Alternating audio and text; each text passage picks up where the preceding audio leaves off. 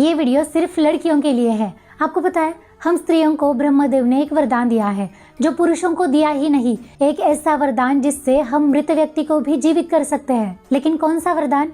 एक कहानी सुनो। हाँ, एक बार वर्धमानपुर में एक कन्या रहती थी, वारुणी। वो हृदय से बहुत ही पवित्र थी, लेकिन दिखने में उतनी ही कुरूप थी। जब वो विवाह योग्य हुई तो कोई भी पुरुष उसका वरण करने के लिए तैयार नहीं था। कोई भी व्यक्ति मुझे स्वीकारना नहीं चाहता।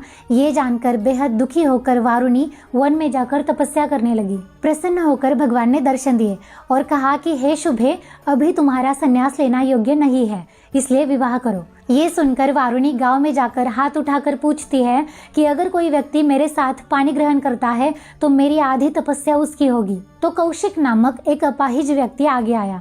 दोनों का विवाह हुआ। एक दिन कौशिक ने अपनी धर्मपत्नी से कहा कि मुझे तीर्थों के दर्शन करने की इच्छा है, तो तुम मुझे ले चलो। तो वारुणी ने एक टोकरी बनाई, उसमें अपने अपाहिज पति को बिठाया और वो टोकरी सिर पर उठाकर तीर्थ यात्रा के लिए निकल पड़ी। रात का समय हुआ। वो एक नगरी में पहुंची तो उसी दिन उस नगरी के राजा ने महातपस्वी ऋषि मांडव्य को शूलदंड की सजा सुनाई थी। रात के अंधेरे में वारुणी ये दृश्य देख नहीं पाती और उसकी टोकरी ऋषि के शूल से टकरा जाती है। शूल हिलने की वजह से अत्यंत पीड़ा होने के कारण ऋषि मांडव्य वारुणी को श्राप देते हैं कि कल सूर्यास्त होने से पहले तुम्हारे पति की मृत्यु होगी। अब वारुणी पहले से सात्विक थी, ऊपर से पतिव्रता। उसने अपनी टोकरी नीचे रखी, खुद नीचे बैठ गई और जमीन पर जोर से हाथ पटक कर कहा कि आज तक अगर मैंने अपने तन मन धन से अपने पति के सिवाय किसी भी और पुरुष का चिंतन या स्पर्श ना किया हो तो कल सूर्योदय होगा ही नहीं। और वैसा ही हुआ। मध्याह्न का समय हुआ, फिर भी सूरज उगा ही नहीं।